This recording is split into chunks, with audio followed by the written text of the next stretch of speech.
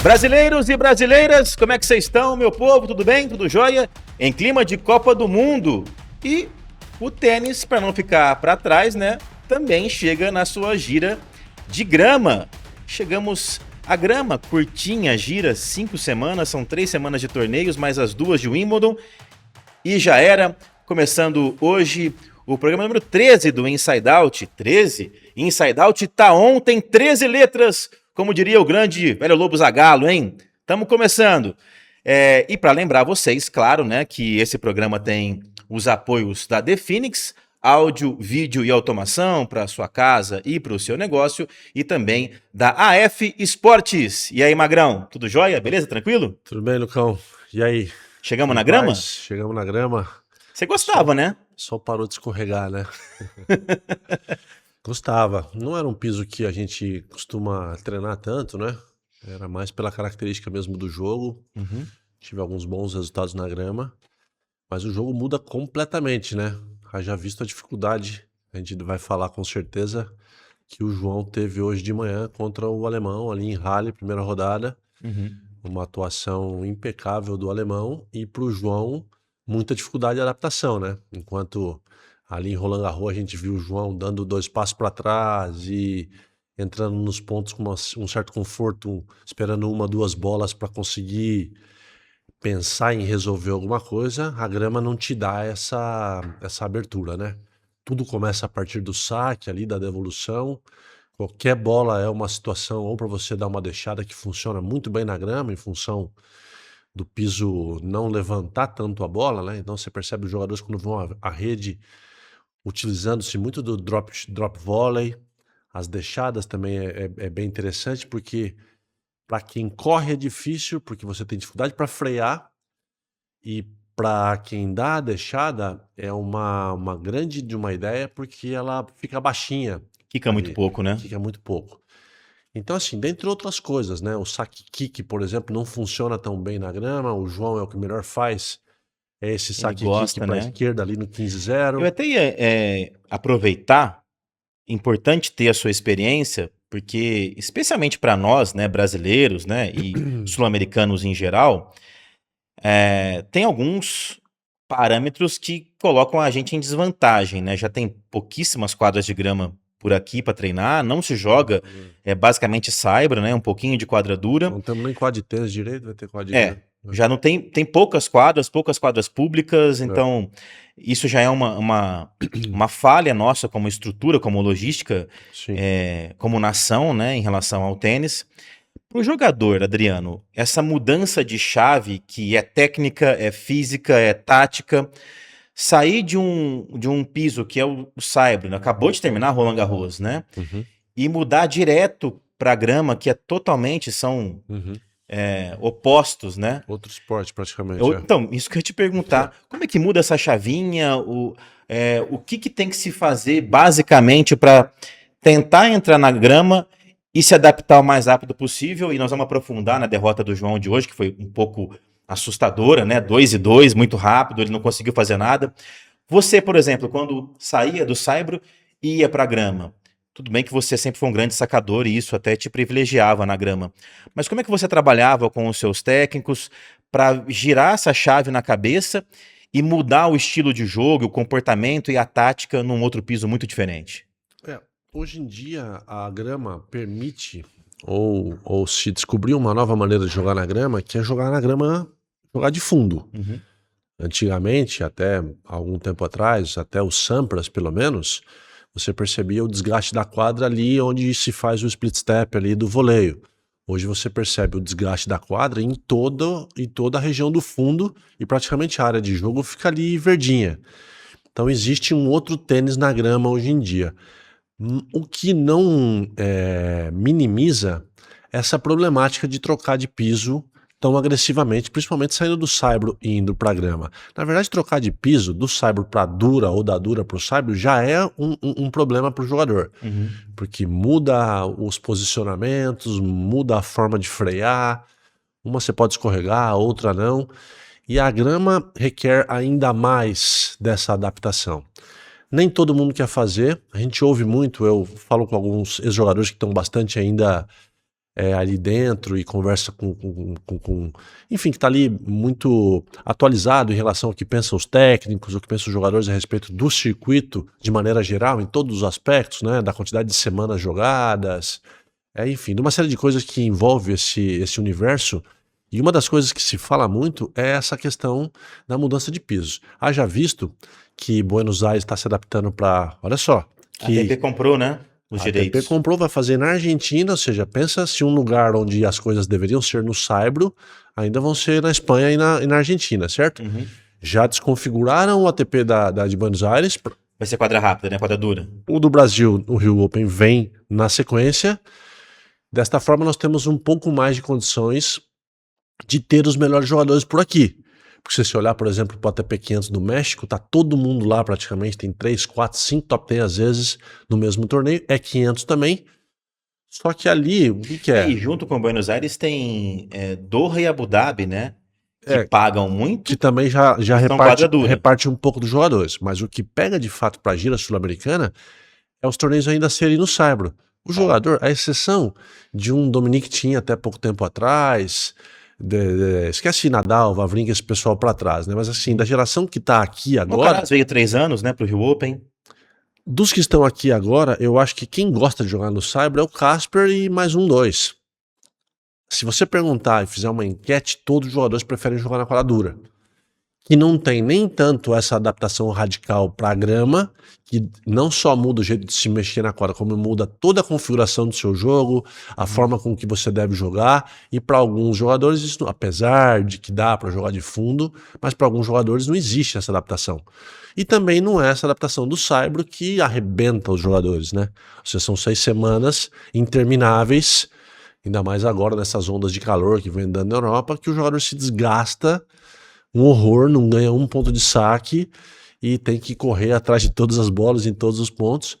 Então assim, eu acho que o circuito está apontando bastante para essa hegemonia do piso sintético ali, do piso duro, né? Nem tanto para a grama, que vai se manter por conta da tradição de Wimbledon, e nem tanto para o Saibro, que também irá se manter pela tradição de Roland Garros, Roma, Monte Carlo. Mas, repito, o jogador, todos eles, a grande maioria, prefere jogar em quadra dura. É triste porque a sua leitura traz pra gente muito claramente que a gira de Saibro tá caminhando aos poucos para ficar muito parecida ou basicamente igual com a gira de grama. Curtinha. 5 semanas ali, né? Exato. Temos 2 semanas de Wimbledon, que tá chegando, né? Em Londres, que a tradição vai manter o piso de grama só por causa de Wimbledon. E 3 semanas anteriores. Teve Hertogenbosch semana passada, Queens agora com Halle. Semana que vem tem Eastbourne, que o João vai jogar inclusive também. Fim, 3 semanas de preparação, são as 2 de Wimbledon. Um forte abraço, depois já volta para a quadra dura. E as de Saibro vão ser basicamente o que? A gente tem ali os 3 Masters 1000, né? Que, o ATP 500 de Barcelona, que é forte também, né? Madrid, Roma, Monte Carlo e Barcelona. E Roland Garros. Então, vai ter uma semana a mais, basicamente. Vão ter, ao invés de 5, 6 semanas de Saibro, né? E o resto quadra dura. Já né? Se o circuito hoje tem, o ano tem 54 semanas, quantas semanas será que tem? 52. Quantas será que tem jogadas, assim? Pelo menos umas 40? Mais ou menos. Se 12 são em pisos de Saibro e 10, 10, 11 em Saibro e grama, o restante, esmagadora maioria na quadra dura. Exato. Pensando hoje em termos de circuito, olhando para o nosso principal expoente no tênis masculino, que é o João Fonseca, pode parecer um contrassenso falar isso de um jogador que foi criado no Saibro, mas pode me corrigir, Magrão, se eu estiver errado. Eu vejo nas características de jogo do João um jogo muito mais adaptável ao piso duro, ao piso rápido, até indoor às vezes, como ele já ganhou na Basileia ano passado, no ATP 500 lá na Suíça, do que propriamente no Saibro ou na grama, que são opostos, né? Muito polarizados aí, né? Muito rápido, bola não quica nada, o outro muito lento e o jogo muito duro. Eu acho que o João se encaixa bem no piso duro, pelo estilo de jogo dele, né? Pelo menos para ele, então, se a maior parte do circuito é na quadra dura, ele pode se sobressair, né? O João é uma grande maioria, né? Porque se a gente pensar que o cara do Saibro um especialista seria um cara que jogaria com mais parábolas, um pouco mais afastado, esperando um pouco mais. Tipo o Casper, por exemplo, né? Tipo o Casper, e não necessariamente como o João gosta de jogar, dando as marteladas assim que possível ali. Esse jogo mais plano não é um jogo adequado para o Saibro, principalmente para um Saibro muito lento. O João teve que fazer muitas adaptações no jogo dele para conseguir chegar ao momento dele dar essa reta que ele gosta de dar. Até aí você tem que sofrer ali umas 6, 7 bolas até o ponto sorrir para que você faça isso. E o pessoal da grama também tem, quer queira, quer não, que se adaptar com os underspins. Ou seja, tem que conseguir dar uns slides, tem que conseguir dar voleios, tem que conseguir achar um pouco mais os saques slice, não só o saque kick. O saque kick na grama meio que pula na altura da cintura. Não tem grandes efeitos. Você tá falando isso e eu tô sorrindo aqui porque eu tô lembrando de uma frase do Federer. Você chegou a assistir já a série do Nadal na Netflix? Já vi. E uma das entrevistas que o Federer participa, ele fala, bom, o Nadal gostava de ritmo, eu não precisava. Exato. E é isso que talvez não, certamente fazia do Federer o gênio que ele era quando mudava grama. do saibro pra grama, porque ele chegava e ele adaptava muito fácil. Ele conseguia fazer esse jogo de samurai, de sacar slice, dar cutucar drop shot aqui, Curtinha, e bater e sair correndo pra frente, o que não funciona nada no saibro. Essa maneira de jogar. O saibro precisa de constância, de um pouco mais de endurance, né? Então, assim, eu acho que pro João, assim como para quase todos os jogadores do circuito, essa adaptação a esses dois extremos está se tornando cada vez mais difícil. Porque essa geração de tenistas que estão vindo aí jogam muito pesado, jogam muito forte, pegam muito duro na bola. Reta, muitas vezes, não tanto com as alturas que jogava o Nadal, por exemplo. Eu não sei, podemos até olhar essas estatísticas aí, mas acabou aquela parábola do Bruguera, do Muster, do Corretia, até do próprio Moya, que ficava... O Alcaraz faz isso porque tá no DNA do tênis espanhol, porém, ele também vai para dentro. O que você tá falando agora de percepção de quadra, do seu olho clínico, né? Já tem estatística mostrando. O Sinner varreu, né, tirando o Roland Garros, que ele teve aquele colapso, né, físico lá na segunda rodada contra o Juan Manuel Cerúndulo. O Sinner varreu, né, todos os Masters 1000 no saibro. E existe já uma estatística que agora eu não vou conseguir lembrar de cabeça, mas que mostra que ele é o jogador que menos tem margem de altura da bolinha passando pela rede. Ele joga muito mais baixo, essa bolinha é muito mais plana. Óbvio que ela não é uma bola reta, né, no saibro, não é uma pancada seca. Ela tem um giro, mas ela passa mais baixo. Mas ela é bem mais baixa do que, por exemplo, o Alcaraz, bem mais baixa que o Nadal, que era mais alto ainda, né? Nítido. Então, ok, o saibro, obviamente, como você falou, vai exigir do jogador um pouquinho mais desse giro, essa bola mais enroscada. Parábola, claro. Porém, Sinner está provando que não é mais tão necessário a bola passar esse absurdo de altura da rede para você conseguir fazer um jogo competitivo. Pelo menos para ele, né? Um cara daquele tamanho, tem que isso saca também, com né? aquela força. Com um footwork absurdo de fundo de quadra. Footwork e com a capacidade de pegar a bola na subida que ele tem, né? Porque isso tudo favorece que ele consiga, na verdade, pegar a bola na frente, pegar a bola na subida. Por isso que ele dá reto. E trazendo para a grama, né, e comprovando mais uma vez que você fala da sua experiência, que esses caras vão ter dificuldade para se adaptar, né? Olha só o que aconteceu hoje. Nós estamos olhando, e vamos olhar agora com mais cuidado e mais profundidade para a derrota do João, né? Até por ter sido como foi, né? 2-2 e muito rápido, ele sem conseguir fazer quase nada ou nada no jogo de hoje. Não fez um winner com a direita hoje. Passou em branco, 0. Mensik perdeu pro Manarino. Olha aí. Pro Manarino. O Manarino é chatíssimo. Canhoto, joga com 23 libras na raquete, né? A corda de violão, então a bola vem rápida, ele consegue posicionar a raquete. É craque, né? É craque, tem um jeitão dele de jogar. O Manarino venceu.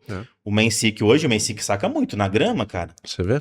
Tecnicamente. Não necessariamente o jeito de jogar reto é o jeito de se adaptar à grama. As bolas serem mais rasantes da rede, ok. Só que elas precisam de... O Manarino, por exemplo, ele consegue jogar um pouco mais para os lados da quadra. O Mensik joga muito reto, pelo centro ali. O Manarino, ele consegue te dar um passinho assim pro ladinho, te jogar lá fora. Ele vai te mexendo, né? Como o Federer fazia. Você consegue te ensaboar na grama, que é o termo que a gente usa nos bastidores. O Mensik não, ele tenta na porrada... E amassando o cara pro fundo, né? Não é. o jeito de jogar na grama. Se você pega um cara que contra-ataca bem, que é o caso do Manarino, ele pega toda essa potência sua e te ensaboa. Vamos já entrar no João, para o pessoal que está assistindo, eles gostam do que a gente fala, né, tecnicamente do que aconteceu, mas eu sempre lembro desses caras que têm a delicadeza de ter um toque um pouquinho mais no slice, a deixada. A grama é um pouco dessa arte, né? Devia ser muito gostoso pegar um Santorô da vida na grama, né? Com aquele slice dos dois lados. É o piso que mais favorece esse tipo de arte no tênis. A dura, como você vai ficar dando muita deixada, o cara arranca muito fácil lá atrás, ou seja, tem muita tração. Mais gripe, né? Muito mais pra agarrar o gripe tênis no chão, né? pra correr, e a bola pinga e pula alta. Na grama, você demora pra arrancar, porque normalmente patina um pouco, Exato. e quando você chega a bola tá baixinha. Então o drop shot ele tem 2 pesos nesses 2 pisos. Não que na dura não precise usar hoje em dia, mas a grama machuca muito mais o drop shot, né? Vou fazer um parênteses aqui que merece, né? Não tem como entrar na gira de grama e não falar do Roger Federer. Que absurdo que era a capacidade dele de leitura e às vezes pegando caras que estavam batendo muito mais forte na bolinha, estavam até em fases melhores do que a dele, caras que vinham jogando muito bem no torneio, que quando você olhava a chave e falava assim, esse cara quando cruzar lá com o Federer numas quartas, numas oitavas, pode complicar o suíço. E o Federer, às vezes sem suar literalmente, conseguia fazer um jogo na grama absurdo, quase sem erros, com muito slice, devolução de slice inclusive, mas lá no pé do cara na linha. É muita sensibilidade e entendimento de jogo, mas tinha tática também, né, Magrão? Ele entendia muito bem o que fazer, como fazer e quando fazer na grama, né? A grama, assim como os outros pisos, tem o seu manual. Mas acho que grama e saibro é preciso que você conheça melhor esses manuais, porque eu acho que na dura cabe um pouco das regras da grama, cabe um pouco das regras do saibro, apesar de ter as suas também. Eu acho que o Federer tem para grama o que o Nadal tem para o saibro. Ou seja, uma característica, um estilo e uma facilidade para alguns golpes e algumas jogadas que o Federer tem que poucos jogadores ou quase que ninguém tem. Nem mesmo o Sampras, que era um baita especialista na grama, tem a mesma facilidade que o Federer tem para jogar na grama. Assim como eu acho que não existiu nem o Bjorn Borg, ninguém com a facilidade, com as características tão bem apresentadas para se jogar muito bem no saibro. Como o Nadal, né? O Nadal era alto, mas nem tanto. O Nadal era muito forte fisicamente. Ele tinha canhoto, jogava com aquela parábola e ao mesmo tempo conseguia ser agressivo. Então acho que assim, a genialidade desses dois aí, acho que muito marcante, inclusive. Eu nunca tinha parado para pensar sobre isso, mas muito marcante o que significa Nadal pro saibro e o que significa Federer pra grama, né? Até pelos estilos de jogos, né? Pro seu estilo de jogo, um jogador de 1,96, com primeiro serviço que incomodava já em pisos até mais lentos. Como é que você gostava de jogar na grama? Indo muito para ace mesmo no primeiro serviço? Ou trabalhando um pouquinho mais os ângulos? Ia bastante para rede? Ou se cuidava um pouquinho mais de fundo? Ô Lucas, mesmo no saibro lento eu jogava sacando e voleando os dois. Então o que dirá na grama se eu ia ficar lá no fundo. Mas eu, por incrível que pareça, eu devolvia muito bem saque na grama. Que eu acho que, sabendo que o jogador ia meio que sacar e volear também, assim como eu devolvia melhor saque na dupla do que na simples, porque eu já sabia que eu tinha que devolver cruzado baixo, já tinha mentalizado alguma coisa ali, do que na simples, que tem muitas opções, eu queria atacar muitas vezes, fazer o tip and charge com o segundo saque. Muitas Cortar vezes ritmo o tempo inteiro, né? Cortar ritmo o tempo inteiro. E assim, na grama, em nenhum piso, inclusive na grama, eu sacava muito pra ace na grama. Assim, tinha muito essa característica de ir pro saque. Depende muito do dia e do lugar onde você tá também. Se tá um dia ventando, se tem um dia, que a bola é um pouco mais lenta, etc., você só vai cansar braço, você pode até sacar um set queimando os caras de ace, só que isso não tem 3 sets assim. É muito difícil, a não ser que seja um jogo na altitude, com uma bola muito rápida, numa condição muito rápida ali. Eu ganhei uma final na Venezuela de um Challenger, eu até tenho essa final, um dia eu vou te mandar para você dar uma olhada. Ele fez 4-6-1 na final num cara que era local, no Kepler. Ele tinha ganho do André Sá na semifinal. Deixa eu adivinhar, entupiu o amigão de Ace. Ele de Ace. Ele não encostou na bola. Era aquelas Wilson, sabe? Meio championship, não sei. Não era essas bolas gordas. E em Caracas ainda que tinha 1000 e poucos metros de altitude. E acho que tinha até um pouco de poluição na quadra. Virava uma bola de gude chegando pro cara lá. Nossa, coitado do Kepler.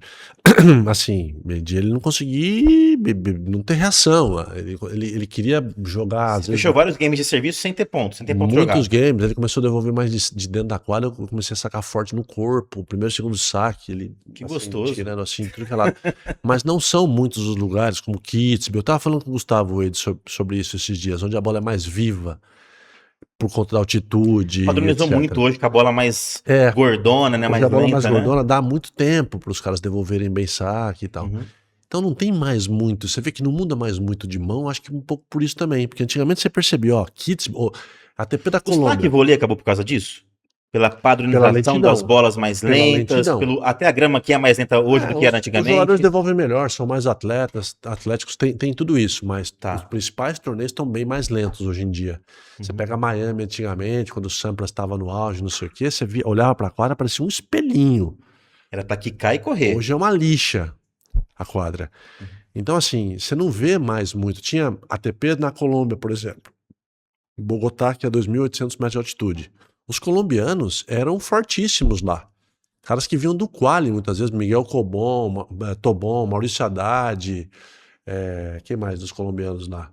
Os caras faziam crimes lá. Saiam do quali e iam o Tobon até não fazia quartas de final em challenge em lugar nenhum, e às vezes ele fez, acho que 2 anos consecutivos final do ATP de Bogotá. E ganhando de caras com uns baita ranking, porque na altitude não é bem assim, bola sem pressão. Eu vejo hoje em dia que esses torneios não tem mais muito isso, tanto é que são sempre os mesmos que estão ganhando praticamente, né?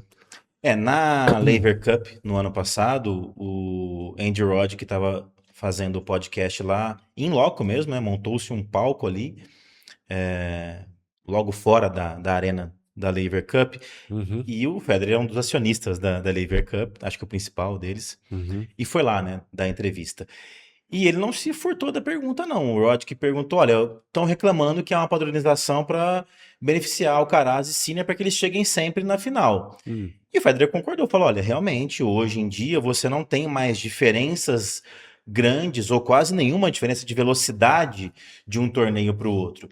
Quando eu jogava, o Federer estava comentando, muitas vezes você chegava a um torneio de quadradura, como você acabou de falar, Miami para Indian Wells. O Federer comentou, as quadras eram duras, mas com velocidades totalmente opostas. Acho que desses dois ainda né? Um é no nível do mar, o outro é mais... muda um pouquinho isso, exato. Isso não tem como deixar de ser, mas eu acho que o piso e a bola estão mais padrões. Estão mais padronizados e por isso que o jogo fica muito lento, de fundo. Isso. E às vezes, mesmo em quadradura teoricamente rápida, tem 15, 20, 25 trocas do fundo, né? Isso. E isso porque os caras estão descendo a mão. Mudou a raquete, que ela consegue estilingar mais a bola, mudou o equipamento, o treinamento mudou, os caras estão mais fortes, mais rápidos. O João consegue bater direita a 191 por hora, como bateu contra o Sinner em Indian Wells. E mesmo assim as trocas duram, né? Sim. Vão se levando. Eu acho que é isso.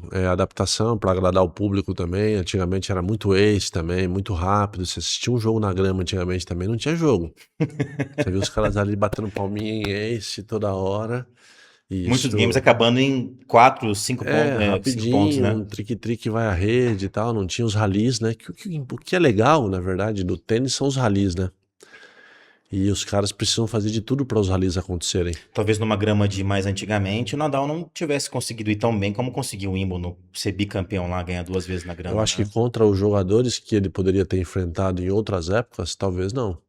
Os caras que iam muito pra rede, porque né? ele, na verdade, tinha como adversário especialista na grama mesmo só o Federer, praticamente, e o Djokovic, né? Que não pode dizer que ele não é especialista na grama, mas de um jeito de saibro ou de quadradura lenta no máximo de jogar na grama. O Djokovic faz um saque vôlei aqui, outro ali, o cara que joga de fundo. Mas muito completo, né? E também com a adaptação fácil, ele consegue... É um camaleão, né? Consegue se adaptar muito fácil, né? Devolve muito bem saque, né? Assim... Por falar em adaptação, Adriano, é difícil responder isso com precisão, que eu vou te perguntar, mas pra gente hoje ficou um pouquinho assim, de uma interrogação. Não vou dizer que tenha sido preocupante, porque a gente entende que um garoto de 19 anos de idade, ele talvez não vá ter essa rapidez de adaptação de um torneio para o outro, envolve também um pouco de cansaço, até mental. Eu senti o João hoje um pouquinho abaixo, até na rotação, entrou um pouquinho abaixo de rotação do que o Hanfmann, o alemão estava ligadaço, e batendo reto, e senti o João tentando de alguma forma assim desesperada ver se as trocas se alongavam um pouquinho para ele entrar mais em jogo. Não, que não é nem um pouco E não conseguiu. uma receita para ele foi tentando enroscar um pouquinho. Você percebia que sim, o que a gente espera mais do João, que é meter a mão, pegar na subida, quem fez foi o alemão, que estava pegando muita bola reta e batendo com muita velocidade, funda a bola, deslizando e indo embora. E o João tentando de alguma forma enroscar para as trocas se alongarem e ele entrar no jogo. Não deu tempo, foi 2-2, acabou rapidinho. E o João acaba um jogo em 2 sets, que acho difícil a gente encontrar um outro jogo que tenha acontecido isso. Ele não solta nenhum winner com o forehand dele, que é absurdo. Acho que isso é um resumo assim muito claro de que hoje foi um negócio atípico, né? A gente não tinha visto ainda o João tomar uma paliça dessa, né? Não lembro, assim. Num recorte mais recente. 2-2 no ATP. Acho que foram poucos os jogos que ele... Vou dar uma buscada aqui tomou agora. Tomou 2-7 ali do Draper aquela vez, mas foi um 7-6, 6-1, uma coisa foi assim. Foi 6-4 a primeira, mas foi 4-4 bem equilibrado. Depois o Draper conseguiu uma quebrinha lá e fechou. E o segundo foi 0, né? Mas o João também enlouqueceu e isolou um monte de bolinha, deu aquela enlouquecida, né? Eu não sei. Eu acho que o João vai ser um daqueles jogadores como o Marcelo Rios. O Marcelo Rios era um exagero, né? Mas como o Meligeni, como alguns jogadores espanhóis da nossa geração, assim, que de fato não vê a hora de a temporada de grama acabar. Mas eu fiquei com essa interrogação hoje, literalmente genuína, porque no ano passado ele, perdeu na estreia também em Halle pro Cobolli, mas foi um jogo mais legal, um jogo de 3 sets, jogo de quase 3 horas. Em Eastbourne, na semana seguinte, ele vai jogar de novo esse ano, Eastbourne. Ele vence os Iselbergs na estreia, o belga, dando até um pneu nele, perde pro Fritz na segunda rodada. Só que em 3 sets, 7-5 no terceiro, teve um tie-break no meio. E depois faz terceira rodada em Wimbledon. Eu olhei para 2 vitórias, você lembra? Em cima de quem? Em Wimbledon? O Wimbledon foi na estreia contra o Jacob Firlin, um britânico, escocês. E na segunda foi bem complicadinha, chatinha, com aquele inglês, norte-americano, o Jenson Brooksby, que bate reto, bate meio chapadinho, e perdeu pro Jarre na terceira, que sacou muito. Você, assim, eu acho que ele tem condições de se adaptar a partir do momento que você vê, ele já estava na dupla hoje. Ganhou, a dupla ganhou. Ganhar a dupla, acho que na grama faz toda a diferença você conseguir jogar vários jogos ali para se adaptar, pegar o tempo, o som, que é diferente. Não tem som, né? É opaco, assim, o negócio é opaco, não, você não ouve, né? A pancada é meio seca, né? Não tem aquela mesma sensação sonora de você estar jogando numa quadra dura ou no saibro. Os tiros são bem, assim, é um outro barulho, inclusive. Então toda essa questão dos posicionamentos... Até isso muda, que loucura, né? Todos os posicionamentos. Legal trazer esse detalhe. Então assim, mas eu não vejo o João com muito interesse, entre aspas, nesta desconfiguração total para conseguir ter mais resultados na grama. Eu acho que ele vai jogar como os jogadores de fundo, como o Djokovic jogou na grama o tempo todo, como os caras que são da nova geração, até porque é aquilo. Se o João tentar começar a fazer muito saque-voleio, começar a jogar que nem o Federer joga na grama, eu acho que ele vai perder mais fácil ainda. É aquela discussão de alguns programas atrás, assim, eu não vejo o João com tantas ferramentas assim para jogar em alto nível, fazendo todo estilo de jogo. Você via, o Federer, por exemplo, jogava em todos os pisos praticamente no mesmo nível, com um pouquinho abaixo no saibro. Mas vai dizer que ele jogava mal no saibro? Ele só perdia pro Nadal e pro Djokovic no saibro. Mas muito pouca gente. Com essa tua leitura, então, 2 pontos interessantes pra gente avaliar. Primeiro, o João é muito inteligente, a gente já citou isso aqui, de que ele consegue aprender muito rápido e melhorar fundamentos com bastante rapidez. O saque dele é um desses fundamentos, que ele melhorou de uma hora para outra, incorporando os saques abertos, com efeito, né, e etc. E cada vez mais rápidos, né, conseguindo sacar mais constantemente acima de 200 por hora. E outra situação, será que ele não olha um pouquinho para o Sinner? Não vou falar o do Alcaraz, porque o Alcaraz tem mais Tem mais ferramentas na skills. cartola ali, né? Sim, A varinha mágica do Alcaraz sim. faz umas mágicas diferentes. Mas o Sinner, que mal comparando tem pelo menos... Gente, pelo amor de Deus, o Sinner é o número 1 do mundo, um monstro. É, Mas é um cara que vai pra bola, de fundo. isso. Desce o cacete ali e Ah, saca. Será que o João não pode olhar pro que o Sinner faz na grama? Ele é o atual campeão de Wimbledon e falar ah, assim: olha, é. posso tentar decifrar esse piso aqui e daqui a pouco me meter lá. A Se mane- aplicar uma segunda semana de Wimbledon, por exemplo. Eu acho que a maneira que ele tem que perseguir na grama é mais ou menos o estilo que o Sinner tá mostrando pra ele. Não é o que o Alcaraz, por exemplo, consegue fazer na grama, não é o que o Nadal fez, não é o que o Djokovic fez, não é o que o Federer fez. Eu acho que a estratégia que dá pra copiar, a mais similar, se eu tivesse no time, eu acho que eu faria o João assistir várias vezes o Sinner jogando na grama, porque ele vai pras bolas, ele vai jogar em cima do saque. É que existe uma diferença ainda bastante grande entre Sinner, o que ele consegue fazer, e o que o João consegue fazer. Não dá ainda pra comparar. E tomara que dê um dia. Tomara que dê um dia. Ou que essa diferença pelo menos se encurte.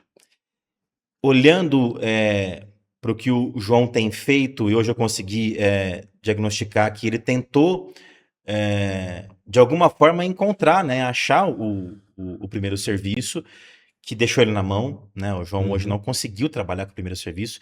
Ele foi quebrado de cara, né? Ele já começou sacando e já foi Isso quebrado. já é um balde de água fria. E na grama, quando você olha isso, né? Se é no saibro, você sabe que você vai ter outras Vai quebrar chances. de volta.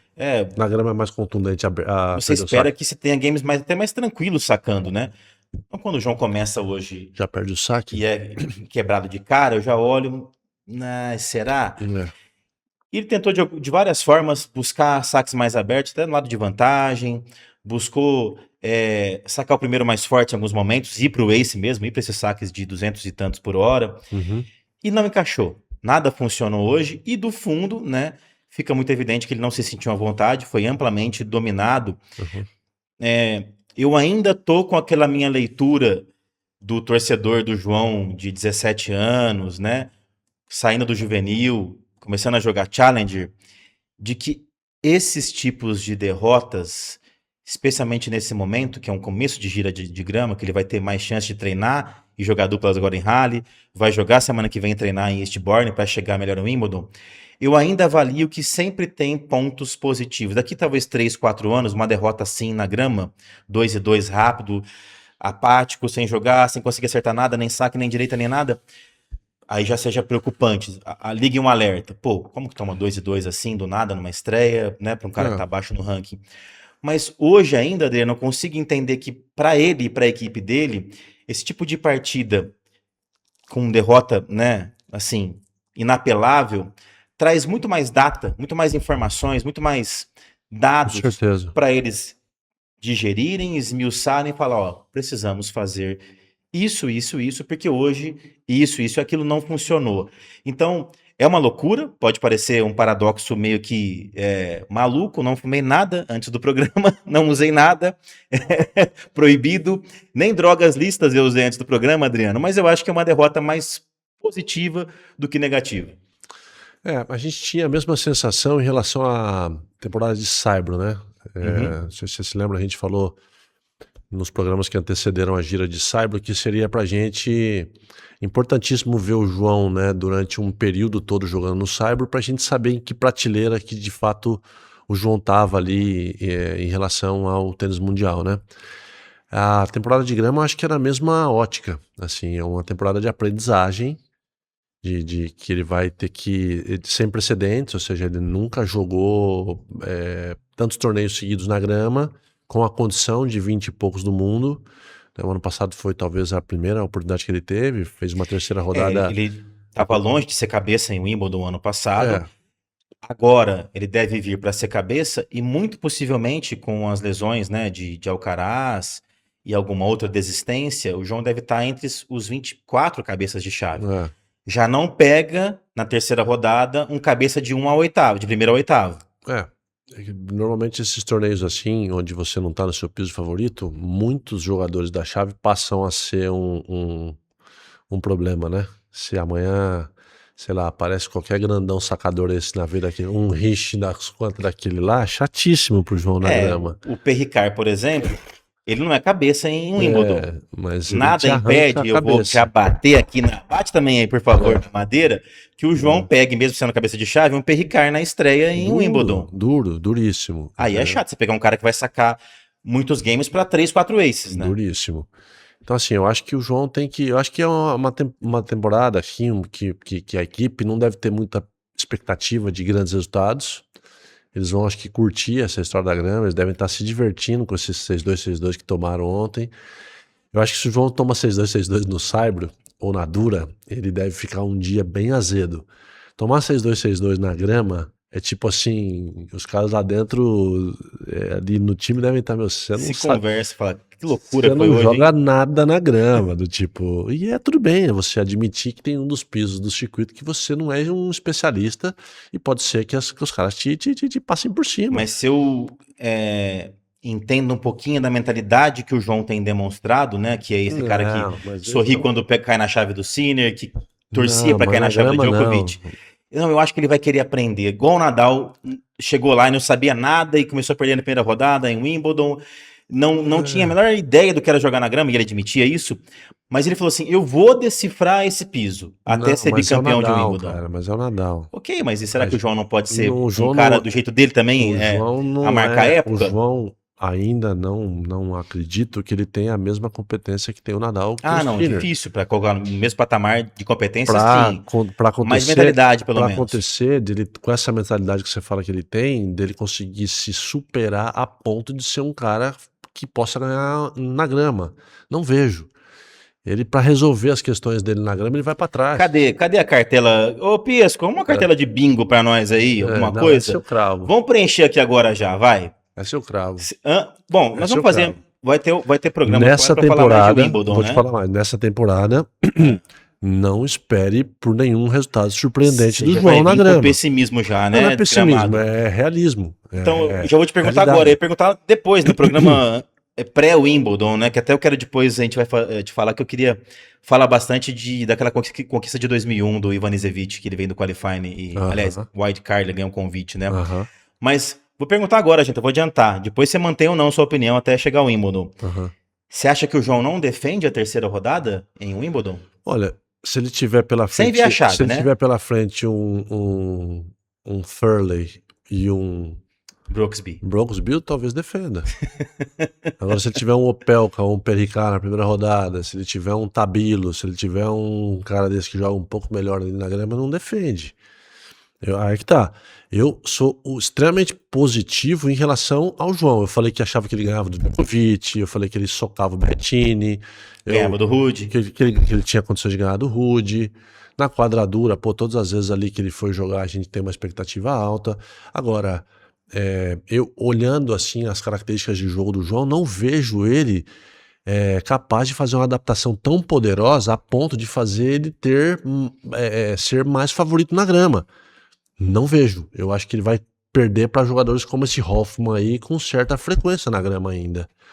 Gostaria muito de estar errado, né? E gostaria de não ser massacrado por essa posição, mas é uma posição como jogador.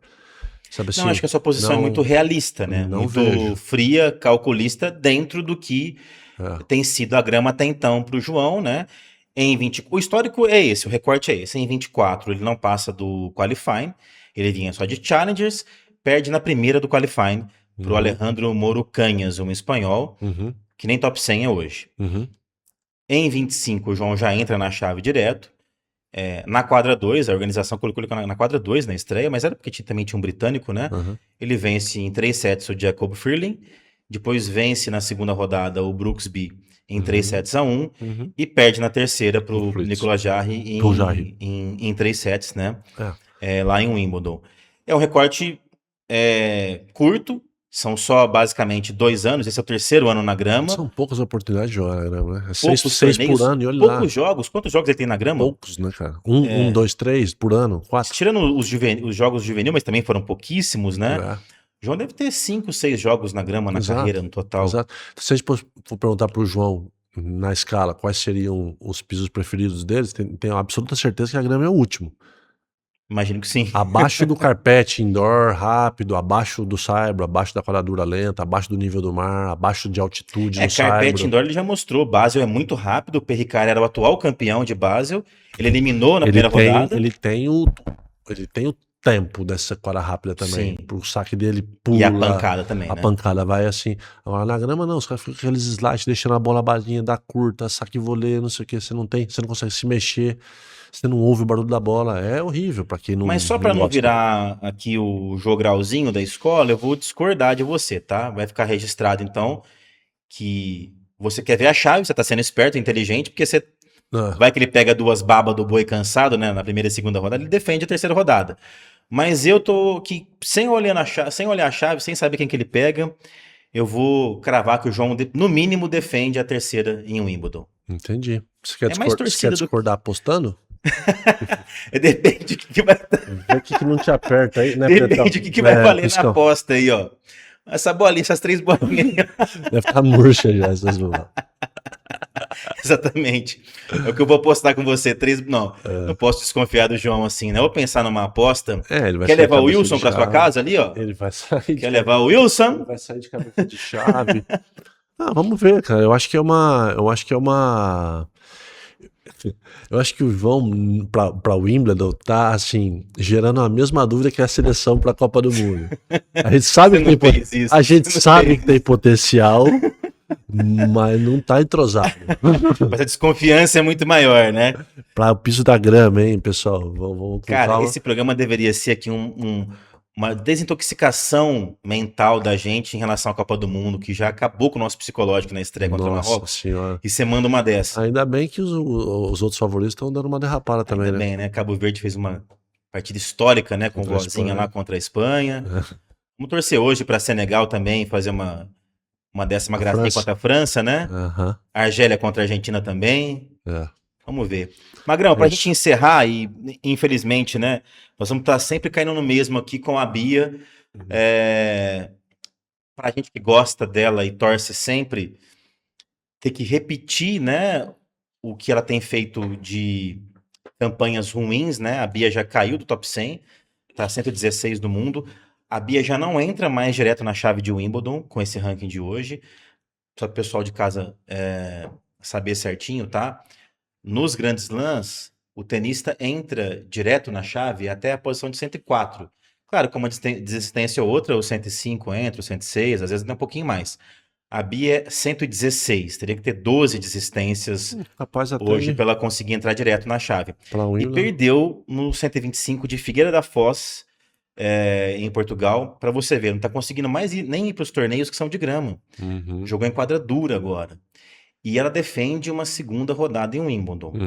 Se ela não conseguir entrar na chave e perder no quali, ela vai despencar ainda mais no ranking. E em Figueira da Foz, ela perdeu para a americana Sakia Vickery, número 692 do ranking, Magrão. Uma jogadora quase 700 do ranking WTA, e a Bia tomou um duplo 7-5. Não sei, já analisamos pelo menos as questões que são possíveis a gente assim trazer a público de quadra e 360. Passamos por cima da parte psicológica também, né? É inacreditável, ou assim, impressionante, né? Como ela caiu de nível, o conflito que ela deve estar assim lá dentro da cabeça dela deve ser gigantesco, porque acho que não é por falta de trabalhar, que a gente sabe que a Bia é uma menina que tem certa dedicação, tá morando na Europa, ela faz o que tem que ser feito para, acredito eu, né? Porque técnico novo, espanhol, se ela que ela não mesma disse treinando, que é um tarado por treinamento, são treinos de 3, 4, 5 então, horas às vezes. Não tenho conhecimento, não tenho a informação de ela que falou. que ela não tá treinando. Tipo, tô fazendo a coisa meio meia boca e por isso que os jogos... Não, normalmente quando os tenistas começam a perder muito, é porque ou tá muito atrapado com algum golpe, ou tá com algum problema particular que não consegue render, né? Ou porque simplesmente não fazem as coisas que tem que ser feito, né? Eu não vejo que esse terceiro seja um problema da Bia, de ela simplesmente não fazer o que precisa ser feito e tá mal fisicamente. Não tá cumprindo a rotina que tem que cumprir, né? Então, assim, chega a ser difícil comentar, porque fica sendo tudo conspirações, assim, né? Deixa eu passar para tua realidade, então, duas situações diferentes, mas complicadas, muito complicadas. A primeira é, de momento, se você fosse o treinador da Bia, ou tivesse na equipe dela ali, né, um auxiliar técnico, um conselheiro, um consultor técnico, como é o Franco Davim na equipe do João Fonseca, o que você hoje tentaria trazer para ela de palavra, de orientação? O que o Adriano Ferreira hoje, né? Que posição que eu te coloquei agora, hein? Complicadíssima, né? Você que se Legal. vira. Você jogou 40 anos aí, treinou, agora você que se vira. A minha função aqui é te jogar interrogação no seu colo, você que vai se virar. O que você traria para ela do seu conhecimento para tentar, de alguma forma, tirar do fundo do poço a Beatriz nesse momento? Ô Lucas, eu já vivi isso com a minha própria carreira. Chegou um momento que eu até tinha um dinheiro que eu tinha guardado e etc. Foi ali no ano 2000, no final de 99, começo dos anos 2000, que eu perdi uns patrocínios nessa época e tal, então ia ter que começar a pôr grana de novo para as despesas elementares. E eu decidi que eu não faria isso. Eu falei, eu não vou queimar meu apartamento que eu comprei, não sei o quê, em mim. Não acredito em mim. Não vou deixar de não sei. Porque eu sabia que eu já não estava mais com a mordedura que eu precisava para fazer aquilo ali acontecer. Então, eu acho que bate isso no jogador. Quando você está descrente de você mesmo, faça o que for feito por você, mudar de técnico, mudar de país, mudar de raquete, mudar de não sei o quê, fica difícil, porque você já não tem, apesar de todo mundo falar que ela tem uma mentalidade muito ganhadora, que ela tem uma mentalidade muito positiva, que ela vive falando aí que ela ainda se considera com alguns golpes entre os melhores do circuito, isso, aquilo, eu não acho que isso seja lá do fundo da alma, sabe? Eu acho que a Bia, ela não acredita mais nela. Pelo menos para reproduzir novamente os resultados que em outro momento a Bia entregou pra gente, né? Ou pro tênis mundial de maneira geral. Então, assim, não tenho essa resposta. Não tenho essa resposta. Porque ela sai do Brasil e treina com um cara mais duro, se dedicar um pouco mais. Eu tenho a impressão, assim, eu vejo os treinamentos, mas não posso falar porque são cortes. Eu vejo a Bia treinando muito parada. Recebendo bolas na mão ali, fazendo ajustes de impactos, não sei o quê, enquanto o jogo, o que define, na verdade, a sua melhoria é a tua capacidade de bater correndo na bola, de bater lá nas extremidades da bola, de correr de um lado para o outro, frear com essa capacidade. Eu acho a Bia que ela trabalha em espaços muito reduzidos ali da quadra.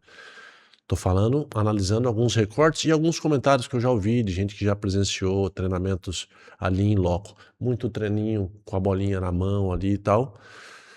Enquanto talvez o legal fosse pôr 2 moleque infanto-juvenil, um de cada lado lá, e falar assim, me joga longe aqui que eu quero enquanto eu não desmaiar. Deixa eu me virar. Agora talvez eu possa estar falando a maior besteira, porque de repente amanhã treinando desta forma, com tanta dificuldade nos treinos, pode machucar a Bia inteira, os problemas físicos que ela já teve Ou um dia. não melhorar também, né? Isso pode acontecer. Agora, o que você vê hoje em dia da mobilidade das meninas, a forma com que as meninas flutuam em quadra, você vê a Andreeva, a capacidade de movimentação que ela tem.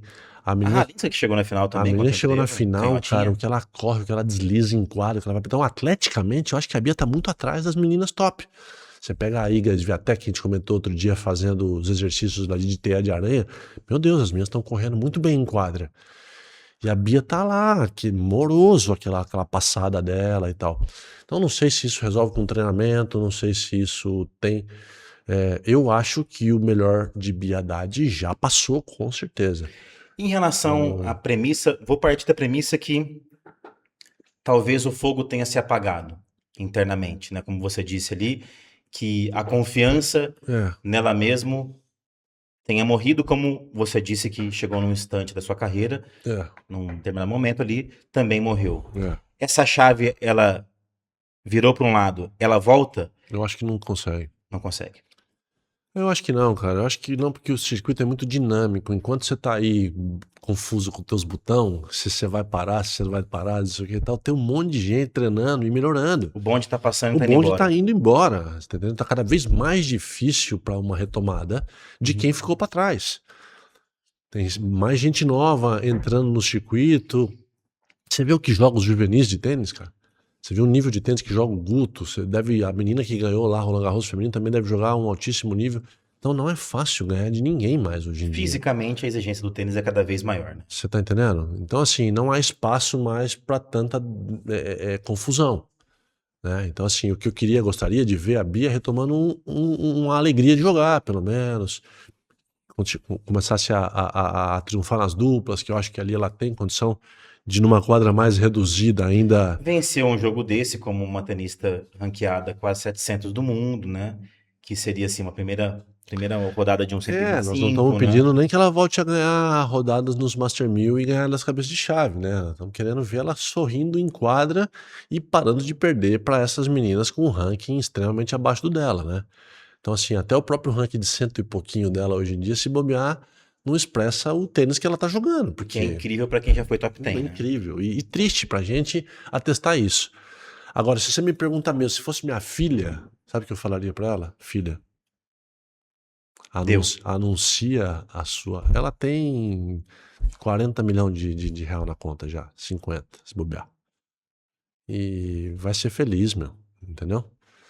É difícil chegar essa hora, meio que assim... Admitir isso pra si Você mesmo, ainda né? acreditando que tem ainda lenha pra queimar, eu acho que é uma decisão dela. Mas eu como pai, como mãe, se fosse alguém da família, ia dizer pra ela, meu, Você não relaxa. precisa. Relaxa, você não precisa mais. Diferente de se tivesse ela com 20 anos de idade, ainda com toda uma carreira por construir, aí eu acho que o conselho seria outro. Neste caso, ela próxima dos 30 anos, com esse monte de dinheiro que ela já ganhou, com a vida que ela pode ter no Brasil, ativar no tênis através de outras tantas formas, porque ela fica, na verdade, aí arranhando um pouco da imagem dela com isso. Que é incrível, né? Uma pessoa incrível, uma Ela tenista tem incrível. para as marcas, para todo mundo que investe em tênis, não sei o que, a Bia é um baita produto. Agora, não dá para ela ficar aí e continuar Uma tomando de jogadora que já 750 do foi mundo. top 10 em simples e duplas. Exato. Ela foi número 10 do mundo, precisamente Exato. em simples e duplas. Fez semifinal de um Grand Slam em Roland Garros. Quartas de outro. Foi campeã de WTA 1000, ou vice-campeã, se eu não me engano. Xangai. Ganhou outros grandes torneios, né? WTA 500, 250. De fato, assim, uma carreira muito expressiva, uma carreira brilhante, vamos colocar assim. Ninguém chega no top 10. Marister, incólume, né?